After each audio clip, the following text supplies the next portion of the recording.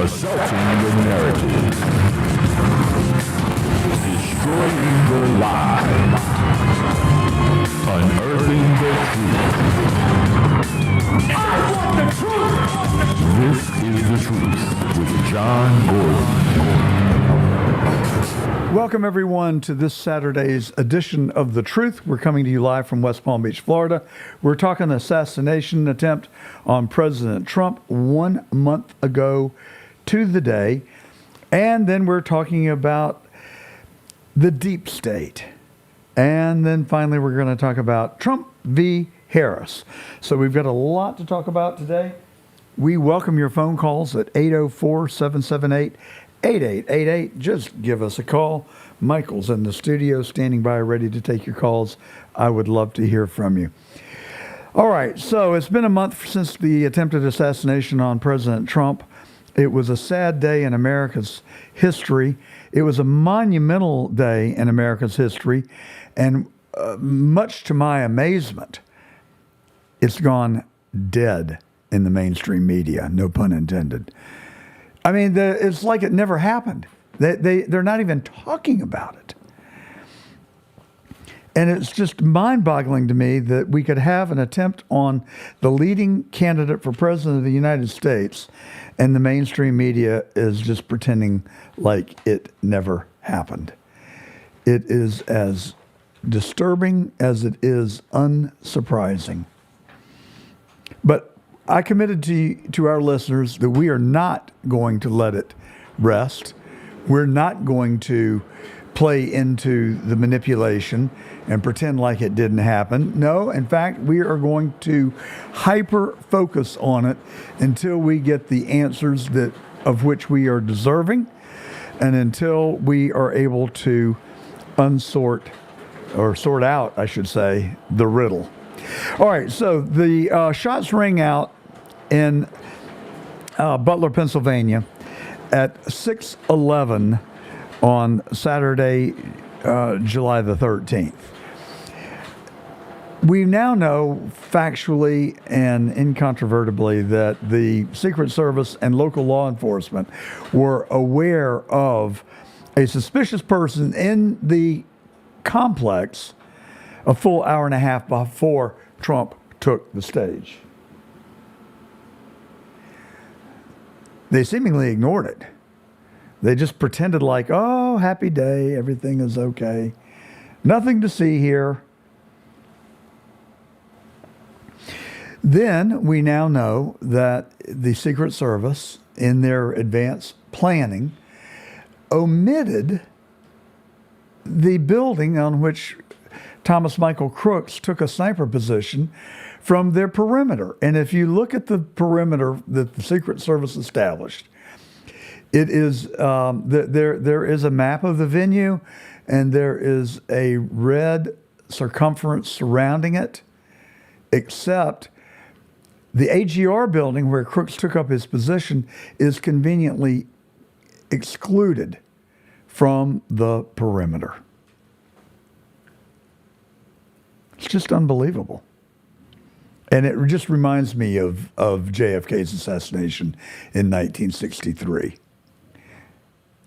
Secret Service assets were shipped from Butler to the First Lady's appearance 35 miles away in Pittsburgh. There was a reduced force there. And we've got some really good footage that we want to show you. If you can join us on Getter.com, hit the live button, look for John Fredericks. We're live streaming there now. We're also live streaming on YouTube.com as well as Rumble.com. And so if you want to see the video, just come join us on one of those sites. So we've zoomed out to 30,000 feet. We know that the building was not part of the perimeter. It was excluded. Cheadle said, I'll get to that in a minute, that it was because the roof was so badly sloped. Then somebody else said, oh, it was too hot. Oh my gosh, it just goes on and on. I'm not giving up on this, folks, and I don't want you to either, because this is as wrong can be. And it's time to say no more. We all have to join hands and say no more. We want to live in a country that is safe, that is honest, ethical, moral, and embraces democracy. All right, so let's break it down a little bit more. The building was out of the perimeter. Law enforcement was aware of Crooks' presence an hour and a half before Trump even took stage. Crooks took up his position on top of that AGR building and was known to law enforcement 5 minutes before the first shot was taken. Now, this is where it starts to get even dicier. There were local law enforcement officers in the building directly behind the building that Crooks scaled and took his position on. Crooks was probably some 40 or 50 feet to the left of where these officers were stationed, and they were stationed inside the building, and they were looking out relatively small windows. They could not see Crooks where he took up his position, but they may have been able to have seen him scale the window, scale the building, except they were no longer in their position. They left their duty position ostensibly to go look for the suspicious character. But what that resulted in was them leaving their duty post. Now, I don't know what you think, but I would think that if I was in law enforcement and I had been assigned a position and then I became aware of a suspicious person, that I would become glued to my post. You're assigned your post for a reason, because somebody wanted that area covered. But they were supposedly either on their own volition or they were told to leave their post to go help find this suspicious person who they could not put eyeballs on in that moment. But what it resulted in was leaving the entire building where Crooks took up his position uncovered. Now, local law enforcement had asked for the building to be covered. So let's go to the clips. We've got a couple of clips here that I think are very telling that we should look at that really help focus attention on this. So let's go look at this Fox News clip now. Officer was livid in this body camera video, saying he told the Secret Service to secure this rooftop that the suspect fired from, but says the Secret Service just didn't listen. I told them they need to post the guys over here. I told them that the Secret Service. I told them that Tuesday. I told them to post guys over here. So here you can see the moments before the shooting where officers were actually trying to boost each other up with their hands to get up on that rooftop. We had heard about it, but there it is on video. This was 30 seconds before Trump was shot. So these were critical moments. That was when one officer, who was a local cop, said he saw the gunman up on the roof, but saw him point his weapon at him, so he dropped back down to the ground to avoid being shot. Okay, so two things there are significant. One is you heard that was raw footage of a local police officer saying, "I told the Secret Service 5 days ago that building had to be covered, and they flicked him off." So this was not an oversight.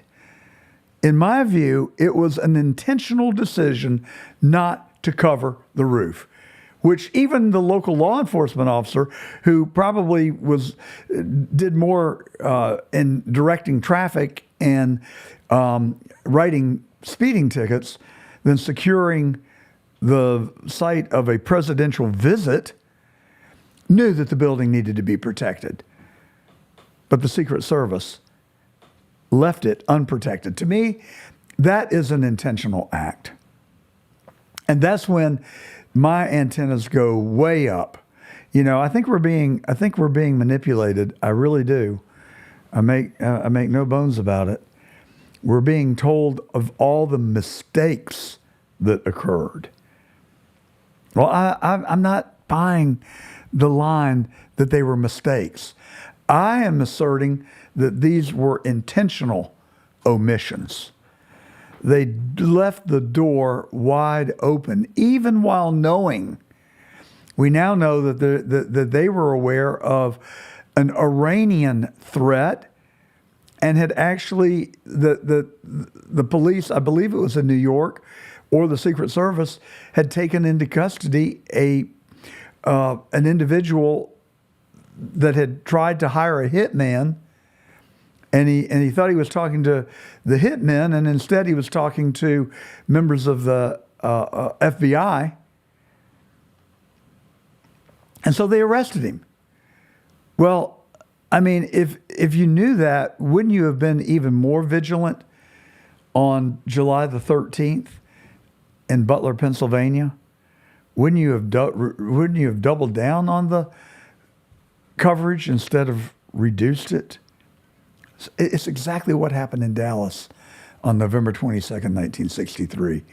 The Secret Service protection was reduced. I mean, it's almost like it's the same playbook all over again.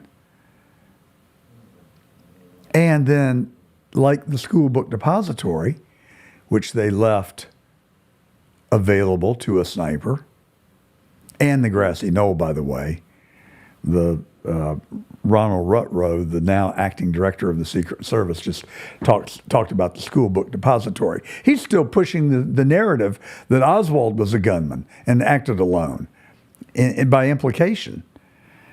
But I believe that the fatal shot was fired from the grassy knoll, as do most citizen journalists and people who have written books about it, including Roger Stone, David Talbot, and Mark. The Rush to Judgment. Mark Lane, thank you. I was able to dig it out. All right, so anyway, I'm just saying it's the same verse, just replayed in 2024.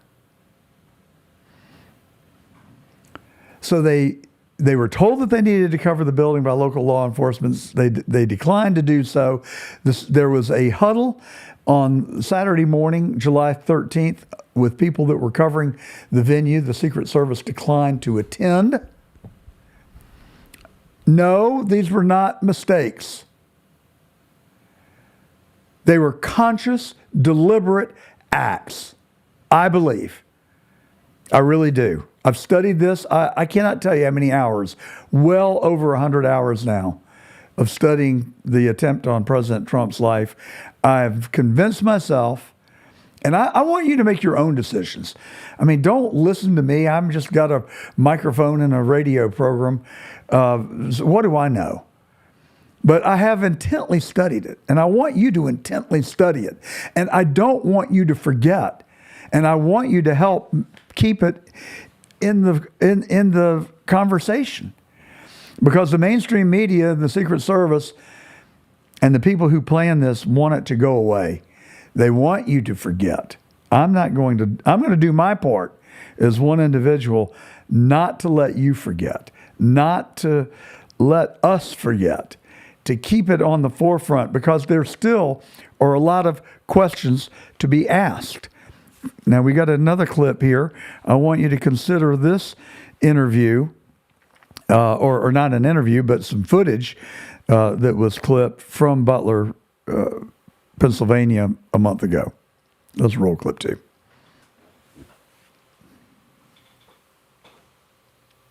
Stationed up there, and did they see the shooter? Why weren't they engaging?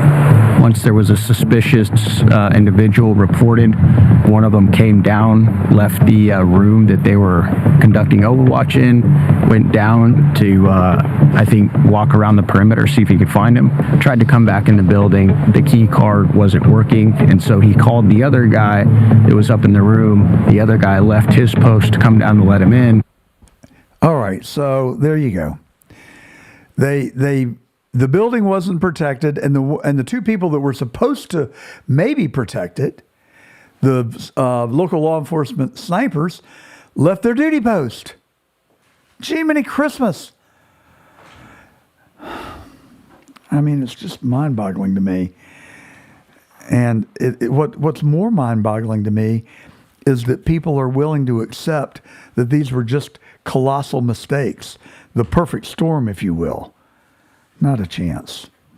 All right, so then this citizen journalist has gone to Butler, Pennsylvania. I wish I was able to go to Butler, Pennsylvania. I'm dying to go there and look at the site myself. I intend to do so in the not too distant future. But here's an interview from The Hill with Richie McGinnis, who is a citizen journalist who actually visited Butler and shot video. Richie joins us now to discuss it all. Richie, great to see you, and thank you so much for actually going to the site and getting this footage. It seems like, you know, it's only been a month since this happened, and a lot of people have already forgotten about it. I don't think there's any way to say this other than this was a massive security failure, and I guess the remaining question now is, was it intentional or just pure incompetence? Yeah, absolutely. When you're actually there and you see the security perimeter that was set up and how close and how easy it was for anybody who was not secure, didn't go through a magnetometer or anything like that, to just walk up to that chain link fence that you saw in my video. They were within 100 yards of where Trump was speaking, within direct line of sight, and they could have brought, you know, people brought coolers for beers, but anybody could have brought anything in that cooler. And Crooks was actually right behind them on that barn. And that newly released body cam footage, the question that I'm asking, which is the question that the officer asked in that footage, is I asked them to secure this roof back on Tuesday, and the shooting happened on Saturday. So if the local PD were raising these questions, you know, 5 days ahead of time, why is it that nobody was looking down on that roof at that particular moment when Trump was speaking? Right, and we've also heard reports that the Secret Service apparently skipped a briefing with the local law enforcement officials they had there prior to the rally. So there was a complete communication breakdown, it seems, between the Secret Service and then the individuals who knew the area and were familiar with the security perimeter. I don't know how that even happens. Absolutely, and there was also a panel that was done with the local police department, and they stated that they communicated these things with Secret Service, and Secret Service skipped a briefing prior to the speech. So you have to ask yourself the question of, you know, is this just negligence? Does animus towards Trump, because obviously Mayorkas is the one, Joe Biden appointee is the one who's overseeing the security. Why exactly were all of these things overlooked? And I mean, is it just gross negligence, or does that animus play into it at all? Yeah, I think that is really a key question here. And we've seen that the Secret Service Director, Kimberly Cheadle, stepped down from her position after immense political pressure. But Ronald Rowe is now taken over, and he was also, you know, tangentially in charge of this security detail. Yeah, and it was obvious during the hearing that he was not filled in on a bunch of key details, like why was there no one in that window that directly overlooks that roof? And the question that I asked in that video, that water tower, not only does it overlook the particular building where Crooks was stationed and where he fired from, but also it has a line of sight of basically the entire area. So, I mean, if I were, you know, 15 years old playing paintball, I would be able to secure a better perimeter than was secured around the former president of the United States. And I have zero background in anything other than Call of Duty and playing airsoft and paintball. So, well, it all seems pretty common sense if you just take a look at the videos that you took from that location. As you were walking through with these congressmen and Benny Johnson, what was the most surprising thing that you learned as you're going through the failures that day? Well, actually, so you can see me. I was the one standing where Trump was on stage. So as I was standing there and looking out to Benny, out on the roof where Crooks was in the exact position, I mean, with my naked eye, I could see them walking around, and then when he laid down, I could actually even still see him, and we were on the phone. Can you see me now? Can you see me now? Yeah, I can see you. And so even with the naked eye from where Trump was standing, you could see somebody on that roof, whether they were in the prone position or not. And obviously, the Secret Service claimed that roof was too sloped. Right. I actually went up on the roof where the Secret Service snipers that everybody saw on that red barn. That roof is much more sloped than the one that Crooks was on.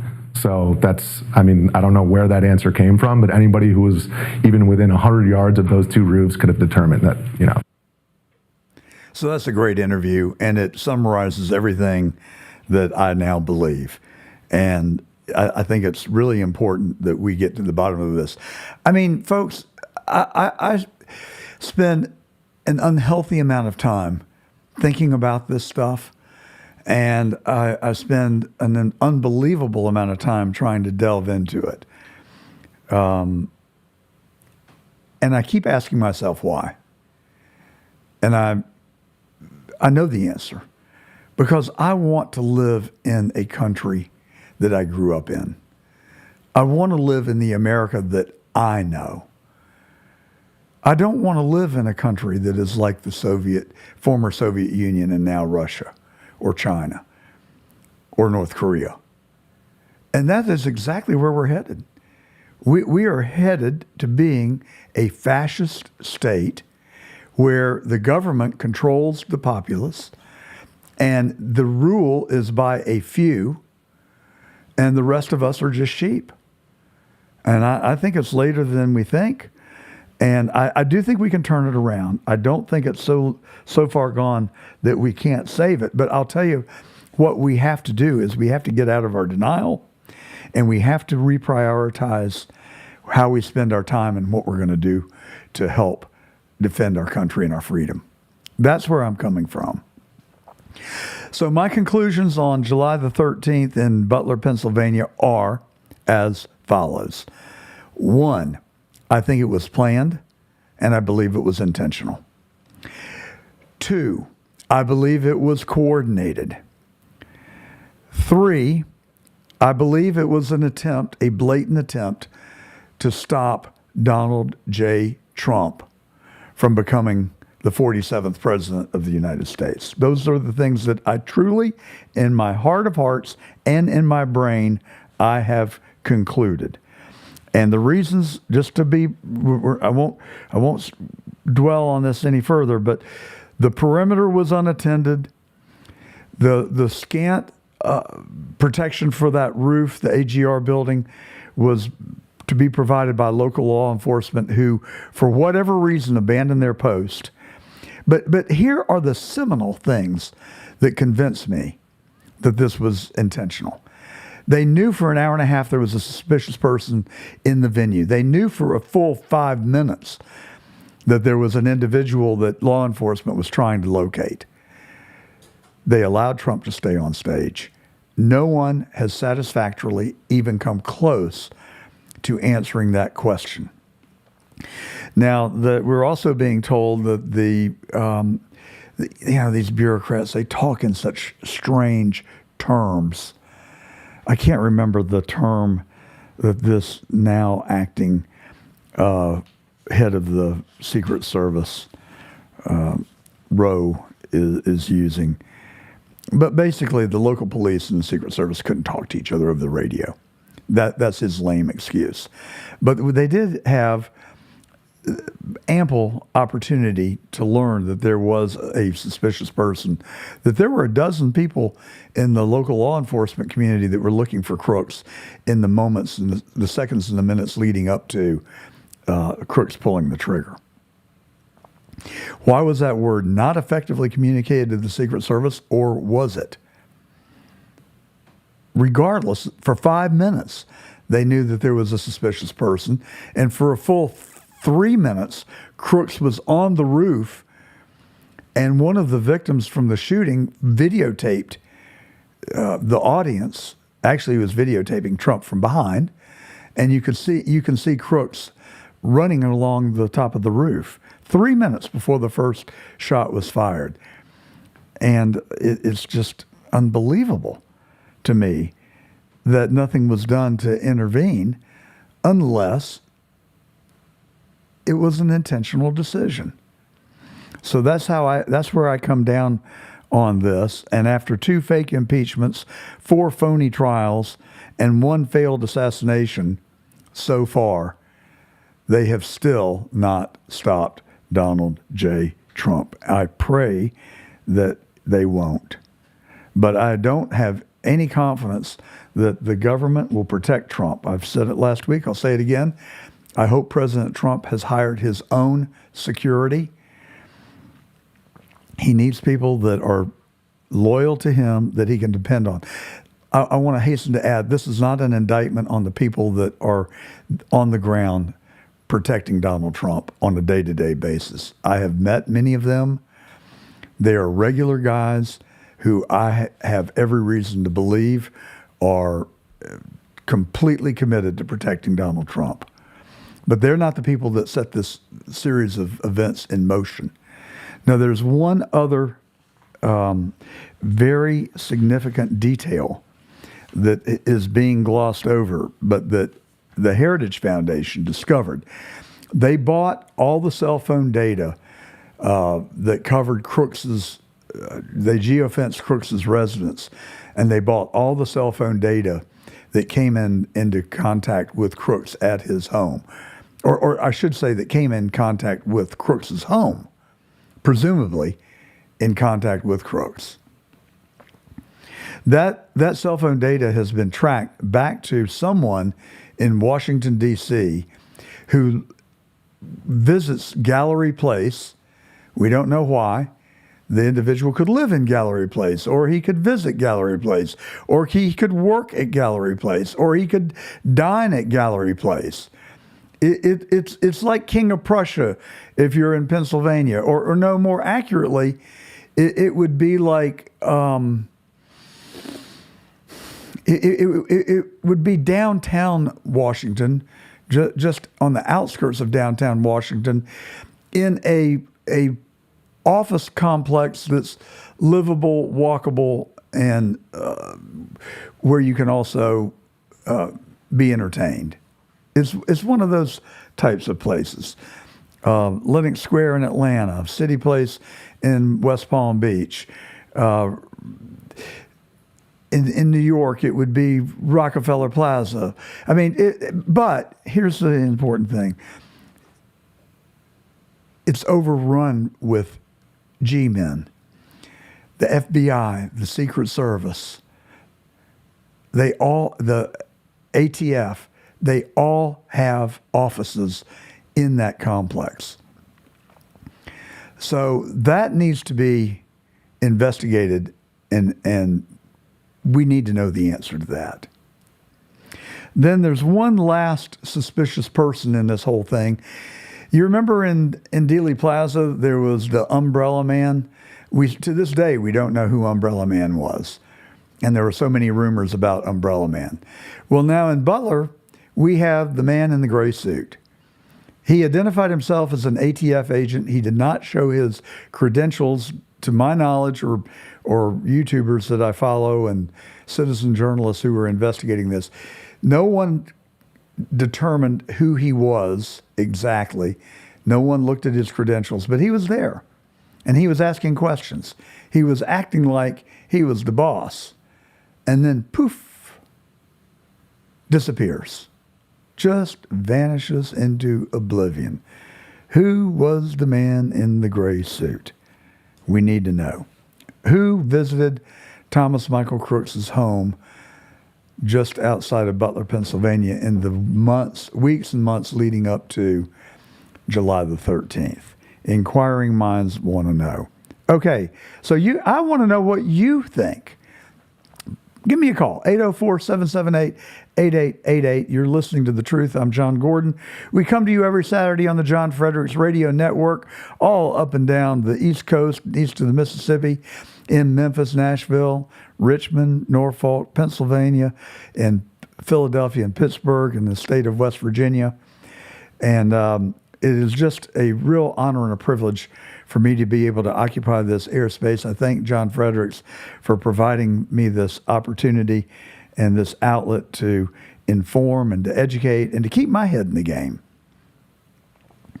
We also come to you on the CD Media platform. They are on 13 digital platforms across the globe on the World Wide Web. They're being throttled. They're being suppressed. They are investigative journalists who stand for the same thing that we do. They just want the truth. You can watch their live stream right now on Rumble and Getter, where they simulcast the truth. And all of our past episodes are on rumble.com. You can go there and watch the last 2 years worth of episodes. Rumble.com, The Truth with John Gordon Truth. We're also on X, where you can follow us at John Gordon Truth. But right now, I'd love to hear from you. Gizmo, I need my cell phone that I left out there on my desk so I can see if we have any callers. Q, are you watching to see if Michael alerts us if we've got any callers? Hopefully we haven't missed anybody who's on hold. But in any event, we'll get our act together here in a second. But what do you think? I've laid the case out for you as objectively as I know to do. And I'm not trying to lead us to a preconceived notion or theory. I'm really not. I really want the truth. And actually, we've got Al in the studio today. Not Michael. I said Al was waiting, or Michael was waiting. Al is waiting. And Al is telling us that we need more volume, Q. All right, so there we go. We'll crank it up. But what do our listeners think? Who do you think is behind this? Well, it smacks to me straight out of the deep state. If you look at the presidents of the United States who have been removed from office, they all track right back to the deep state. John Fitzgerald Kennedy was assassinated in Dallas. Today, anyone who will look and who has a conscience has to conclude that the CIA killed Kennedy. Johnson and Hoover covered it up. Robert Kennedy. I don't have proof. We've got a lot of smoke that would lead one to believe that it was not Sirhan acting alone, or maybe not even Sirhan. And then Ronald Reagan. There are those who believe that Ronald Reagan was a target of the deep state. That one is a little more tenuous to me, but there are glaring similarities between what happened to Ronald Reagan and what happened to Donald Trump. Namely, he was not very well protected by the Secret Service on that day. John Hinckley was allowed to get within 4 or 5 feet of President Reagan in Washington. And then Donald J. Trump. They all have one thing in common. They did not have confidence in the intelligence community.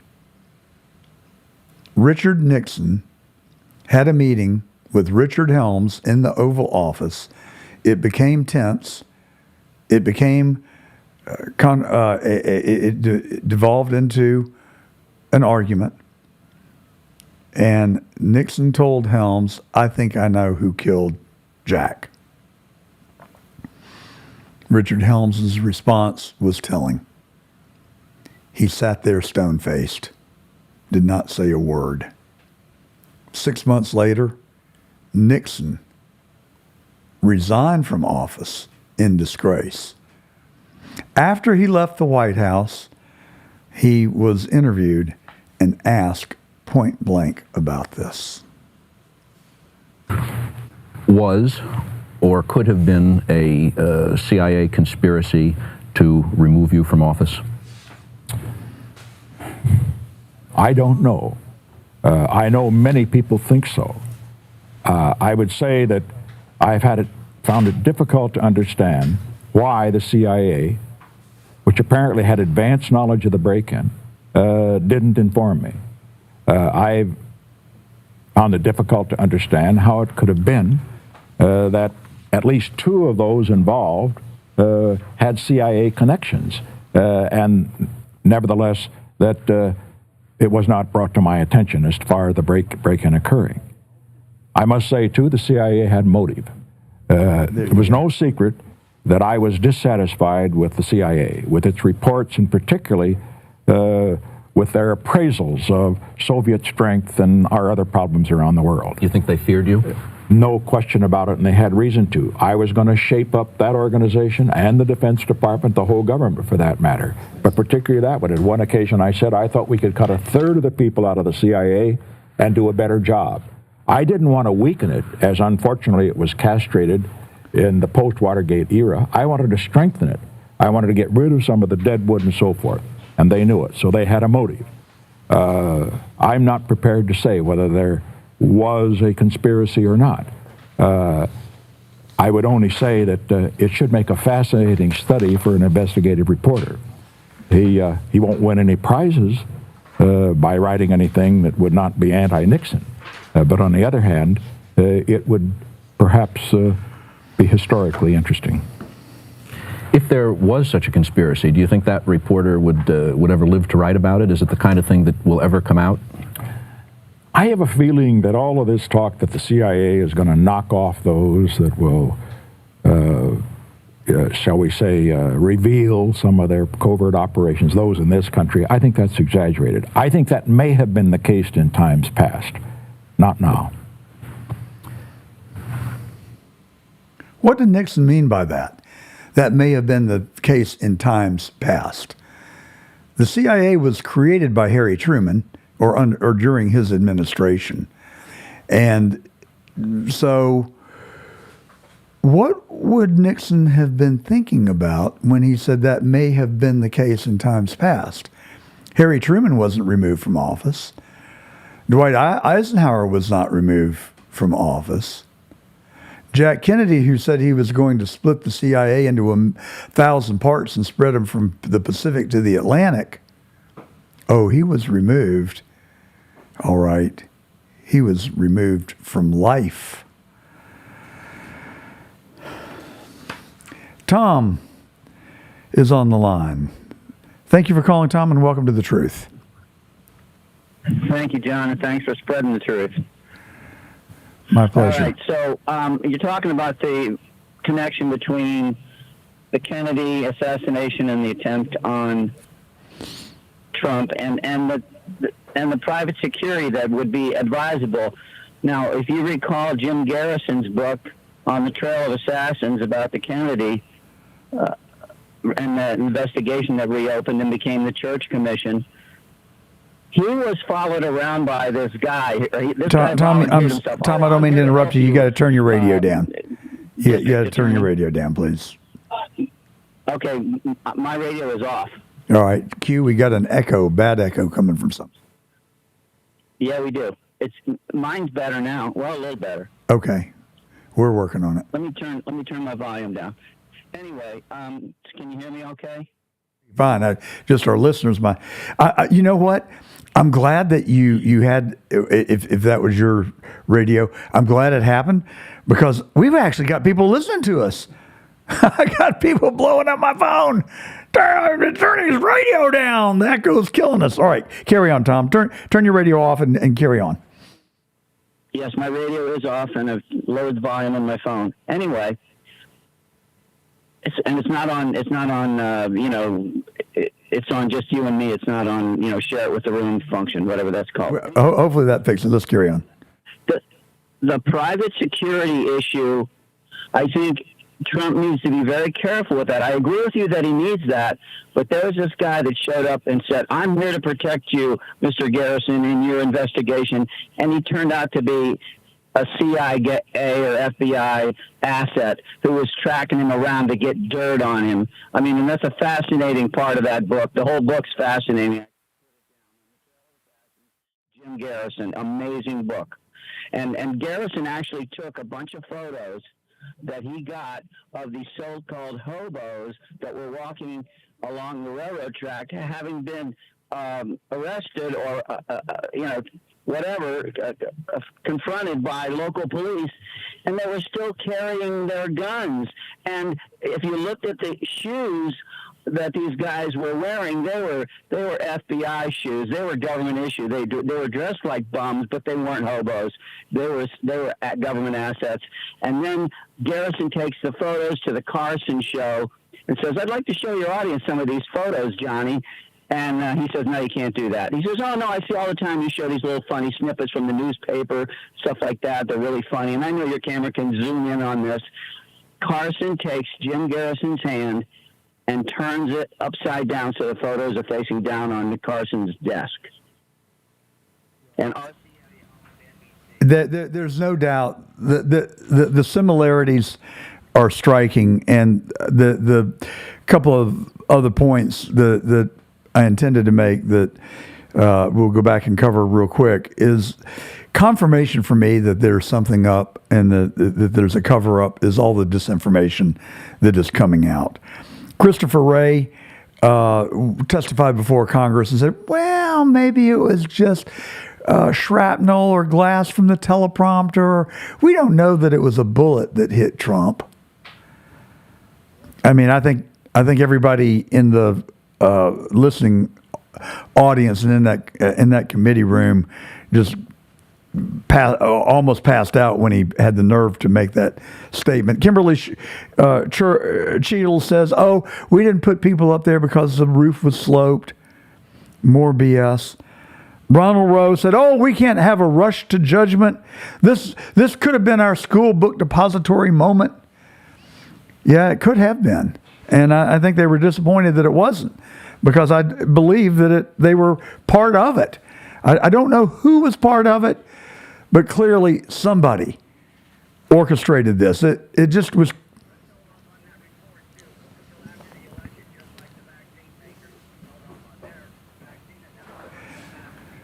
Well, that's the manipulation. Let's don't rush to judgment. Let's just let this whole thing cool off, die down, and go away, so that the American people won't be focused on it, and we can get away with it. But I'm going to move on now. Tom, thanks for calling. I appreciate it. But the point that I'm trying to get to is this. I've had enough. I seriously have had enough of the deep state. I do not want to live in a country that is going to be operated like this. If you agree that the deep state killed Kennedy, if you agree that they removed Richard Nixon, who I think was a phenomenal president, but he got crosswise with the CIA, and so 6 months later, they removed him. And now you have Donald Trump. And the one thing all these people had in common, JFK, Richard Nixon, Donald Trump, they were getting us out of war. Kennedy was trying to get his advisors out of Vietnam. Kennedy made it very clear that he was going to get us out of Vietnam. Well, they kill Kennedy, and now Vietnam blows into a huge war that lasts for well over a decade. Richard Nixon comes in, he actually gets us out of Vietnam. And Donald Trump comes into office, and he gets us out of a 20-year war in Afghanistan and a 12-year war, as I recall, in Iraq. I mean, are you connecting the dots here? And so who is the deep state? It's not one person. It's not the CIA. It's not the FBI. But it is. And it's the military-industrial complex. And it's the grifters who spend decades in Washington. They don't want the game to change. And it just may be bigger than any of us. But it's not bigger than all of us. And that is the point. I mean, it's acknowledged by people on both sides of the aisle. Look, maybe you've heard this clip with Chuck Schumer. Let's roll that clip, Q. Community, they have 6 ways from Sunday at getting back at you. The first part of the clip was cut off. He said the intelligence community have 6 ways to Sunday to get back at you.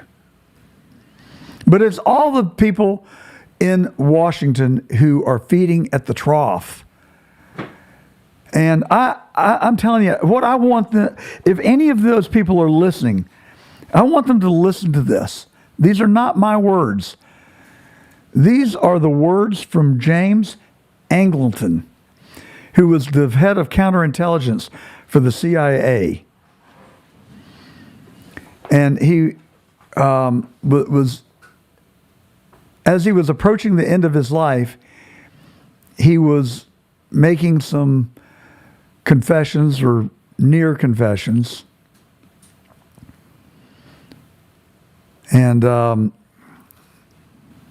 as he was dying, he said, in speaking about the men in the intelligence apparatus, and I think he was really speaking more globally, although we hadn't really identified the term at that point of the deep state. But here's what he said, quote, from James Angleton. If you were in a room with them, you were in a room full of people that you had to believe deservedly end up in hell. I guess I will see them soon. So if you are a member of the deep state, and you are within the sound of my voice today, you are complicit. You are complicit for all the lying. You are complicit for all the dastardly deeds, not the ones that are done in good faith to protect the sovereignty of the United States, not the ones that you use to justify your bad behavior, where you are actually doing your jobs and protecting the people of this country from the evilness in the world around us. But my suspicion is, if I could get inside of your head, that you think that your bravery in those contexts give you the authority to determine the trajectory of our country and determine the outcome of our democracy. Well, I've got news for you. You are wrong. Your job is to stamp out evil around the world, but not to control the destiny of our country through our political process. And I think James Angleton realized that very clearly as he was about to go make his maker. And he said that you had to believe that they were deservedly going to go to hell, and I guess I will see them there soon. Does that resonate with you? Are you one of those people? You better go sit quietly and think about how you want to spend eternity. But right now, stop it. Stop what you're doing, because you're ruining this country. You're ruining the Constitution of the United States. You're ruining the rule of law. You're destroying what people have given their lives for, to create our freedoms, to defend a free country. And you're ruining it. And why? Why are you ruining it? Very simply, I know why you're ruining it, and so do you. Because of your own greed and lust for power. And it's going to send you straight to the bowels of hell. That's the message I want you to think about. I can't stop you. I can get on the radio and I can rant and rave and I can bring facts to the listening audience that we appeal to. We can stop you, but we need an army of people that are willing to stand up against this evil and to say no more. This is not the country I want to live in. I don't want to live in a country that looks like Russia or China, where our political adversaries are killed.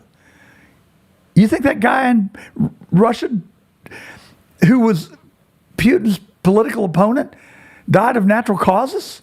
They sent him to jail where they killed him, just like they tried to do to Trump. They really wanted to get Trump in Rikers Island so they could Epstein him. They failed at every turn.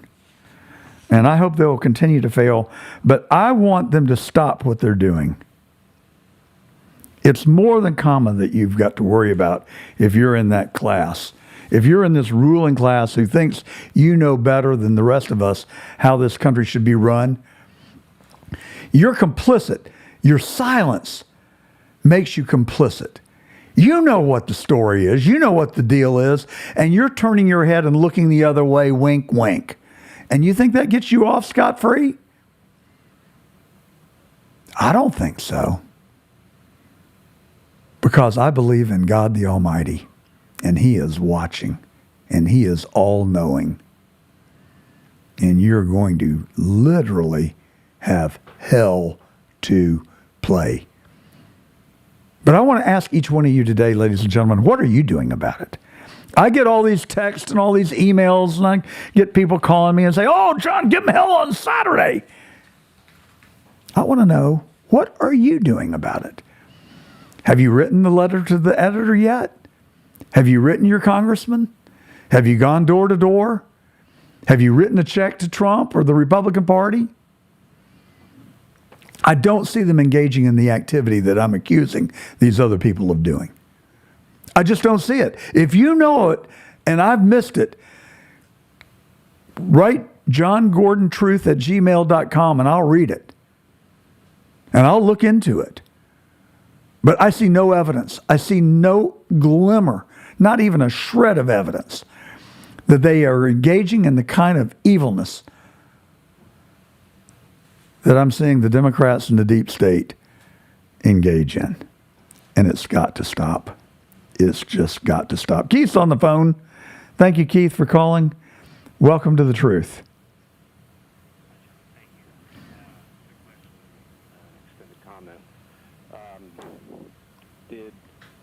Did you hear any mention that on, what was it, Thursday, the 8th, was the second anniversary of what I call the first assassination attempt on President Trump?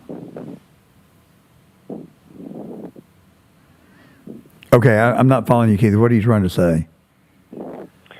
Well, we learned that the FBI was authorized to use lethal force. Oh, at Mar-a-Lago in the raid? Yes. Yeah, no question. But they had to know Trump wasn't at home. I think it's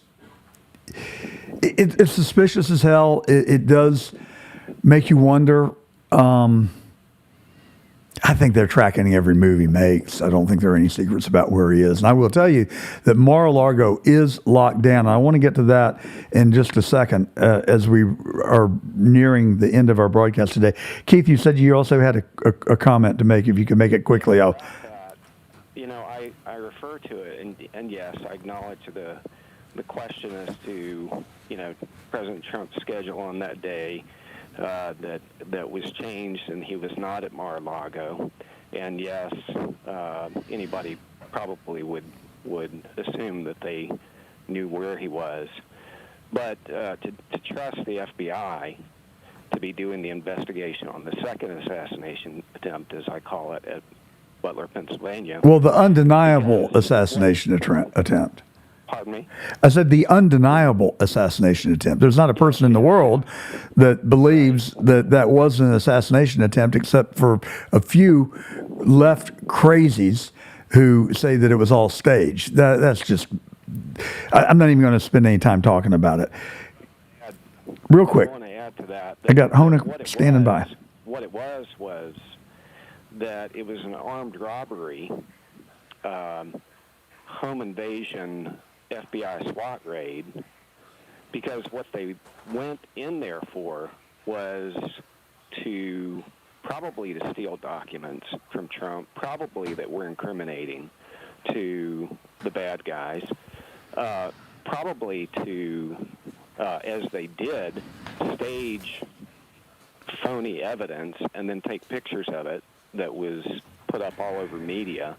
Well, everything you say is true, and I have actually had that thought myself, that why would they go to such dramatic lengths to go and do the unprecedented, which really only bolstered Trump in the polls because people were very sympathetic to the fact that the FBI came into Mar-a-Lago and raided it, and in a very, very uncharitable way, going into Melania Trump's bedroom and rifling... Keith, I'm out of time. I got Hona calling. Quickly. The Secret Service, as Dan Bongino pointed out, stood down, and he said that they messed up on that occasion because there's no way that they should have allowed that, and also allowed them to force them to turn off the security cameras. That was a major violation in Well, they to protect the family and President Trump himself. Yeah, I don't know. I've wondered about that as well. We got Hona. She's calling from Minnesota. Welcome to The Truth, Hona. Hona's no longer on the line. We lost Hona. I'm sorry, but I am grateful of the fact that Hona from Minnesota is listening and tried to call us. Give us a call back another time, Hona, and we'll get you right on. That Father Time just keeps marching forward. Trump v. Harris. We're going to have a choice to make in just a couple of months. And we all have to do our part. Every single person has to vote. Every single person has to take 10 people to the polls with us. And we've got to get Trump in office so that he has a chance to clean up this mess. I truly believe this might be our last hope. You watch what's happening. Kamala Harris has answered 0 questions in 2 weeks to the media. Not one. Donald Trump is having had a press conference at Mar-a-Lago just 2 days ago. And he's out there. He interviewed with this YouTuber, Aiden Ross, who's a 20-year-old who has 2 million people that watch him. And Trump is accessible. He allowed himself to go be interviewed by a 20-year-old who knew what this kid might have asked, and millions of people have watched the video. And guess what? On Monday, just 2 days from now, Trump is going to go on X. It'll be the first time he's been back on X since he was banned from Twitter. And he and Elon Musk are going to have a conversation. Folks, I believe that this truly could change the trajectory of the 2024 elections. And I say that for a couple of reasons, really. One is Trump has got 90 million followers on X, Twitter. He had 90 million on Twitter. They're still listed as followers on X. I don't know who knows what the number is today. A lot of people probably have moved on, died, or don't go on X anymore, but tens of millions of followers on X. Elon Musk has 190 million followers on X. You put those numbers together, they're going to have 250 million potential listeners. My biggest concern is if they're going to break the internet. I don't know that the internet can hold that much, handle that much. Well, I'm going to leave you this. John Voight is Angelina Jolie's father. They have an estranged relationship, but this is what John Voight posted just a couple of days ago on X, and I think he hit the nail on the head. I'm John Gordon. I've told you the truth today. I'm going to leave you here with John Voight. My friends, this is the war of our lifetime now. We the people are in trouble if this nation picks Kamala Harris. We must stop this crime that is happening. It's a war crime that Obama is directing, and Kamala Harris will be the cackling hyena that just listens and repeats. If we do not stop this horror, you, my friends, will have the biggest horror that you will not know how to end. We must all see this truth, become one with this understanding that God will guide us with words of wisdom, that we may understand that Donald Trump will make any sacrifice to save America. We the people are in danger, and we must vote for President Trump because he will save this nation. And the left are all afraid of his strength because he is only for the people. He's not for the power, for the greed, the lies, or wanting to destroy one's hard-earned earnings. We must stop this madness now. Our children are in danger. The left is trying to take away your children and turn them into non-binaries. You all on the left, the ones who are my peers that preach, you all know who you are. What have you all learned in this life? Have you learned the lessons that will bring you to the higher place of eternity? This is now all your lessons. For each one who votes against Trump, this will be among the worst crimes that you will see in your lives. And you know why? This nation has criminals killing your child, father, brother, friend, you, because of the left mentality allowing this border to be open. The ones who are on the left who fight against Trump will pay a price for the injustice of lies that are Kamala Harris and Obama. And all of you who think this is the greatest economy, you will find that your life will sink into a hole of darkness, and the freedom we all once had will be burned in the dark plague of the darkest time in history, like the destruction of the Civil War. My fellow Americans, we've come too far, and this life we were given was the blessing of God, and this is our hope, to remember that he shall chant the words of Psalm 25 and in the Torah, Isaiah 55. We shall overcome. May God watch over us and bring this nation back together so her beauty will shine with her glory, the red, white, and blue. God bless America, and he will protect our nation against this evil left, and Donald Trump will make America great again. Much love to you. Much love.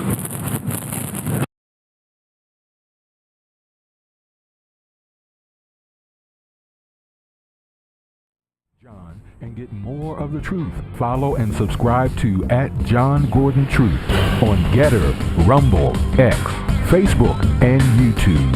The Truth with John Gordon is a production of John Gordon and the John Fredericks Media Network. All rights reserved.